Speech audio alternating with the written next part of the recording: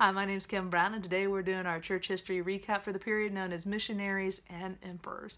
This period takes place between 500 to 1000 AD, and we're going to start off this period with the birth of Saint Benedict and his twin sister Saint Scholastica. They were born in about 480 in Italy, and Saint Benedict will die in 543. Now, what Saint Benedict is known for is known as the father of Western monasticism. He is best known for the creation of the rule. And the rule is a way for the men to come together to live a monastic life and how they are to live, right? How they are to pray, how they are to be as a community. So the rule is still in effect to this very day. It's a very common staple rule of monastic religious communities. And St. Benedict was doing that for the men. His sister was doing the same for the women using that rule. And with the Benedictine way of life, we really see a life of prayer and work and the balance of those things. It is because of these early monks that we have the scriptures preserved for us, as well as other writings and letters by popes and by bishops, as it's preserved, because you know that the writing that would have been done in the first few centuries, those writings get corrupted, right? And then you have to rewrite them, otherwise that will be lost to time. And so we were very blessed by those monks during this period that just laboriously spent time writing the scriptures by hand so that we can enjoy those copies. You know, we take for granted in the era of the printing press our own Bibles. So we see that happening, and that's going to help with the flourishing communities, with those monastic communities that get established and set up in different locations. We also are going to see with St. Patrick's death in 493, the patron saint of Ireland, after his death, within 50 years, all of Ireland is going to be converted to Catholicism. And we're really going to see the Irish for century after century being able to go out and to be missionaries. The Irish were settling within 50 years of his death, bringing the faith, the Catholic faith, to other countries, to other places, to various tribes. And really we see the Irish being one of the strongest places for missionaries to be sent, almost all the way up until about the 1950s, 1960s. So I mean, literally for about 1500 years, the Irish are some of the strongest missionaries that we will see coming through. Now at this time, we ultimately end up with the Council of Constantinople, the second council that will be held there. This is held in 553.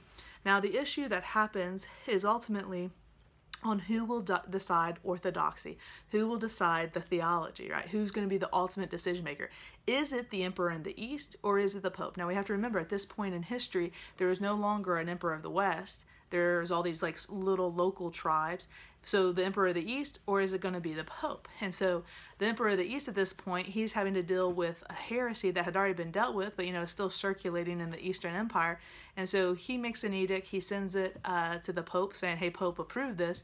And the Pope reads it and says, no, I'm not going to approve it. So ultimately this makes the emperor angry, and he sends guards and army, and they go and they arrest the Pope actually while he's celebrating Mass. And for 5 years he's in prison. Ultimately the Pope agrees to hold a council, but he's not going to just be kind of a puppet for the emperor. So the Pope ultimately is going to hold a council, and this is the Second Council of Constantinople. So what's going to happen at this council is it's going to ultimately reaffirm the teachings of Ephesus and Chalcedon, which is the hypostatic union, as well as it's going to show us very clearly that the Pope is the head of the church, not the Eastern Emperor. Just because the Eastern Emperor is going to put out an edict, he has no authority to do that on theology and matters of faith. So we see that happening at the Second Council of Constantinople. So no new doctrine, just reaffirming what was already there, as well as showing us that the Pope is the head of the church, not the Eastern Emperor. Then we're going to see from 590 to 604 the reign of the Saint Pope Gregory the Great.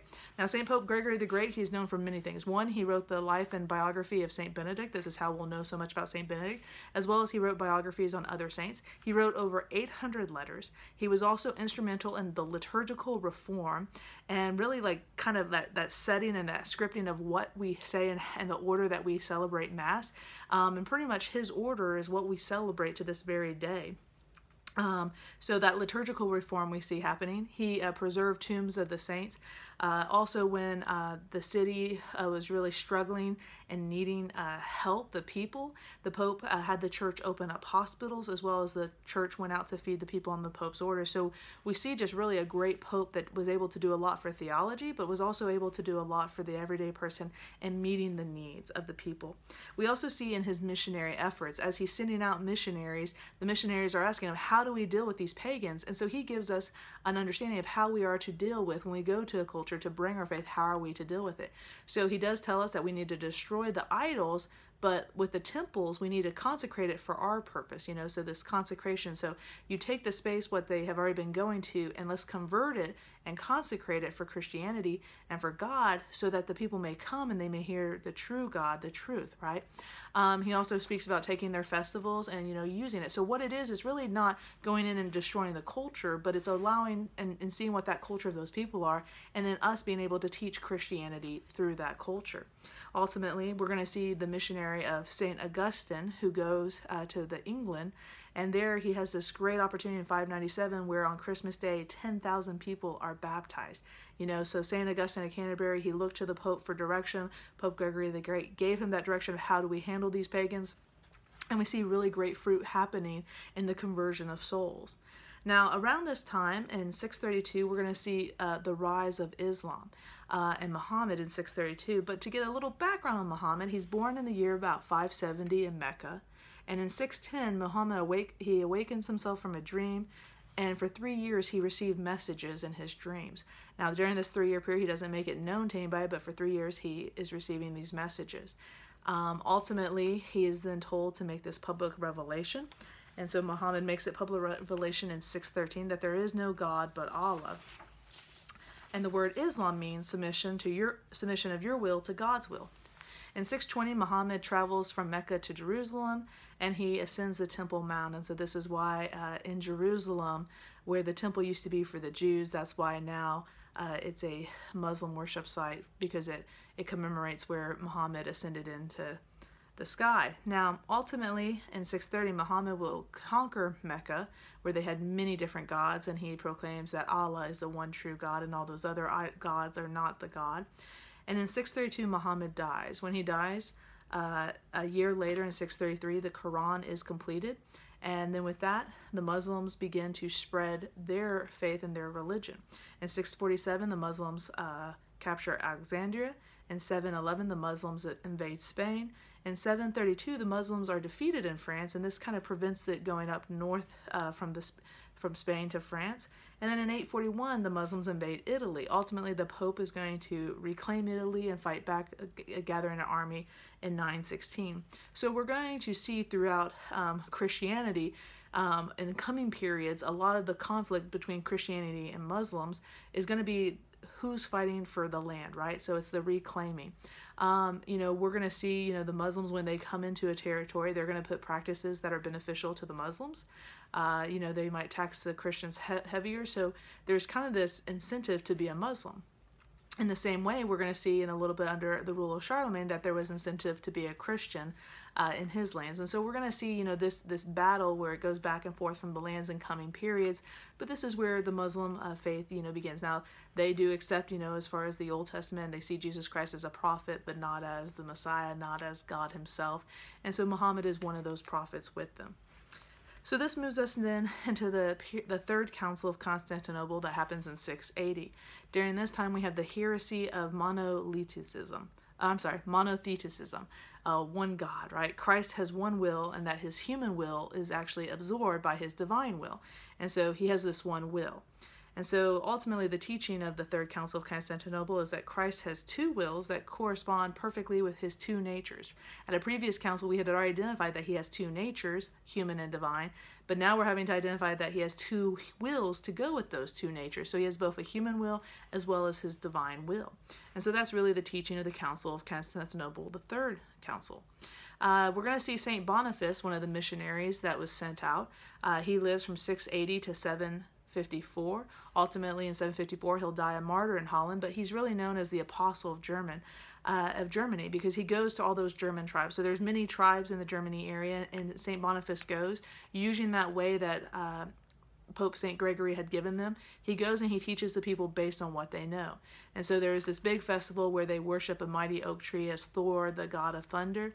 And St. Boniface, the famous story is he cuts down the mighty oak tree with an axe, and it falls, and then there's this little evergreen tree, and he uses that because, Thor is the god of thunder, this big, powerful god, and he uses it to explain this tiny tree is behind it, and this tiny tree was God who chose to become a baby, right?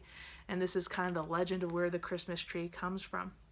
But ultimately, we're going to see great conversions happen in Germany, attributed to St. Boniface and his work and his mission. In 731, we're going to have a book come out called The Ecclesiastical History by St. Bede, and this is going to start helping us to have church history from these early years. Then we're going to turn our attention to a gentleman named Charlemagne. Charlemagne is living from 742 to 814. He is going to reign for a 42-year period starting in 768. Now, Charlemagne initially is the king of the Franks, right? So he takes on from his father's position with his brother. When his brother dies, he is the sole heir as the king of the Franks.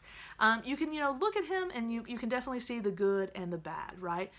We do see him in many ways attempting to be a good Catholic king, trying to live out Christian, right? He attends daily mass, he attends Vespers, but then at the same time, we can see, downsides. One of the other great benefits that Charlemagne continued from his father was being a protector of the Pope. So whenever the Pope was in trouble, people were physically, intimidation or challenges. At one point in Charlemagne's reign, the Pope was attacked in the streets of Rome and he fled to France for protection. And then Charlemagne's army went to take the Pope back to Rome to restore order and to put the Pope back to where he belonged. Ultimately, Charlemagne is going to be named the Holy Roman Emperor in 800 by the Pope. This empire is going to last for 1,000 years to 1806, right? And so we have to remember the Western Empire has not had an emperor all this time. And so now it's not just the Roman Empire, it's the Holy Roman Empire because it's recognizing Christianity, right? Because before, when it was just the Western Empire, it wasn't necessarily a Christian empire because it was allowed to be both Christian as well. Or initially when it was the Western Empire, it was just pagan. And then with Constantine, it was okay to be Christian or pagan. And now we see the Holy Roman Empire where we're identifying this empire is holy. This empire is Christian, right? And so what we're going to see that Charlemagne's able to do is because of his battles and his ability to go out and fight and protect, he is ultimately going to be able to unite Western Europe under one commander again, and that commander is Charlemagne as emperor. And by doing that, he's also going to be able to spread what he believes should be the one religion, which is Christianity. Specifically, at this time, it's only Catholicism, the Orthodox faith of Rome. And so he's going to be able to spread Christianity. At the same time, he's bringing education and the arts. And so we see kind of almost a Renaissance period where faith, art, education is all taking place at the same time. Now, at the same point, we look at the low point. As he's going out to reclaim these lands, some people don't want to become a Christian. And so he, wants the people to convert, but if they don't convert, he is willing to do a forced conversion and to fight for that. And so we see with the Saxons specifically that he's engaging in a long war, a hard-fought war, ultimately converting them upon death if they do not convert. And so we see that in our, history. Now, this is not the church's policy to convert to death. This was an individual who is who is acting as a Christian, as a baptized believer, but he's not acting as the church. And so we need to always be sure that we're able to identify those differences. It's not the founder of our religion, Jesus Christ, telling us to go convert people to death. It is an individual that is trying to do, right? So let's be mindful of that as we pay attention. And this leads us then into the period of 787 for the Second Council of Nicaea. At this point, there's going to be two heresies that at the Second Council of Nicaea that they need to deal with. First and foremost, they're going to deal with the heresy of Iconoclasm.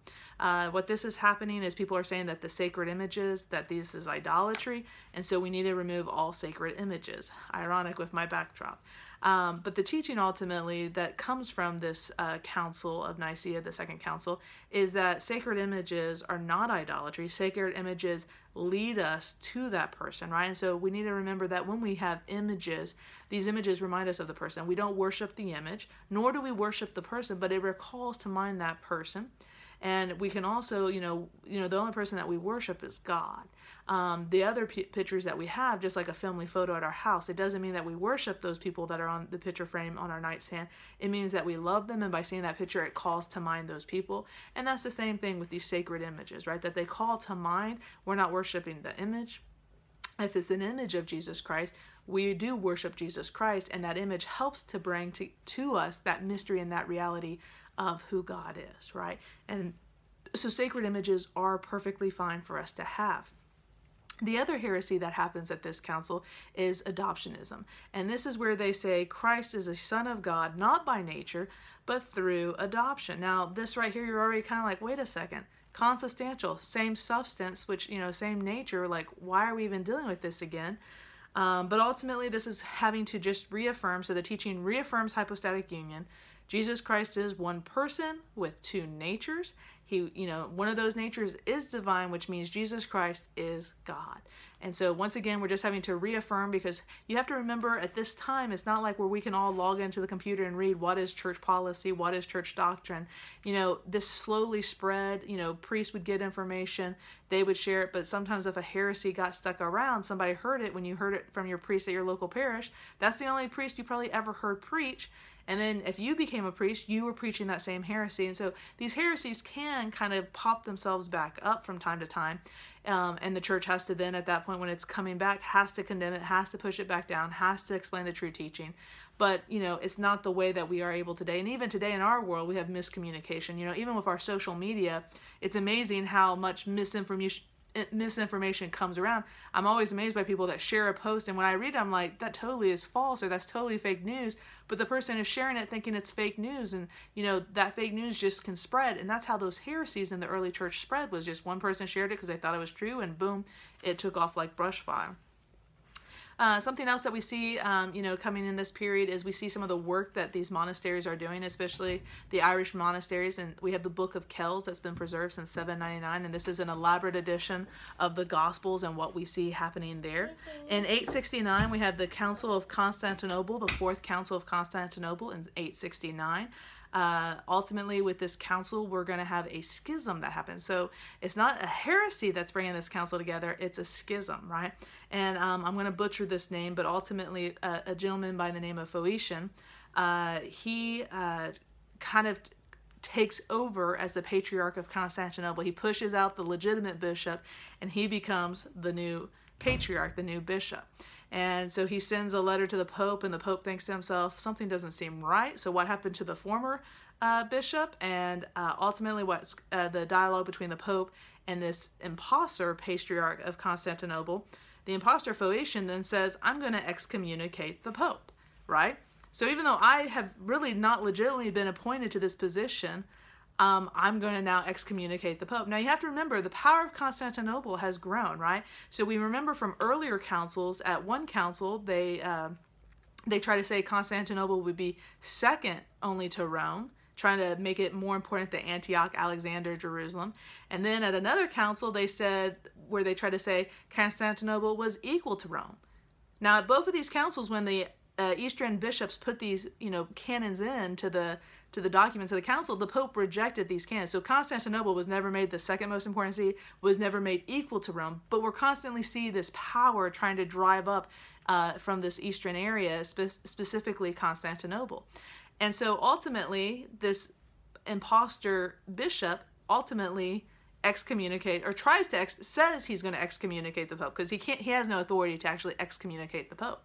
So ultimately the council is called, and at this the council deposes Phoetian. The bishop who was legitimately the bishop of Constantinople is restored to his apostolic see as the bishop, and this happens at the Council of Constantinople. And this will be the first time that we see a schism where they try to get rid of the legitimate authority of the Pope, the primacy of Peter.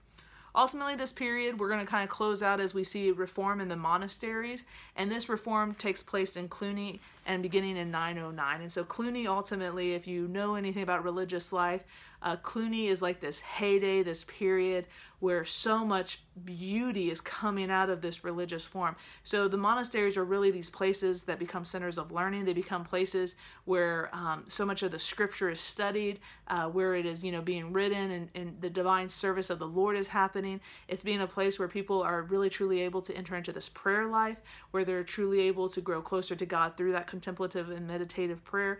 And so in that those fruits that are happening in the monasteries are about to be able to go out, right? Because a lot of the priests from Cluny will then be selected to become bishops. And so because of that, they will bring that spiritual life that they've had at Cluny, and that reform and that education, and they will be able to bring it out to the masses. And so that's going to wrap up our period of missionaries and emperors for the church history class we're doing at our parish. Hope you got a lot out of it. We'll see you next time. God bless.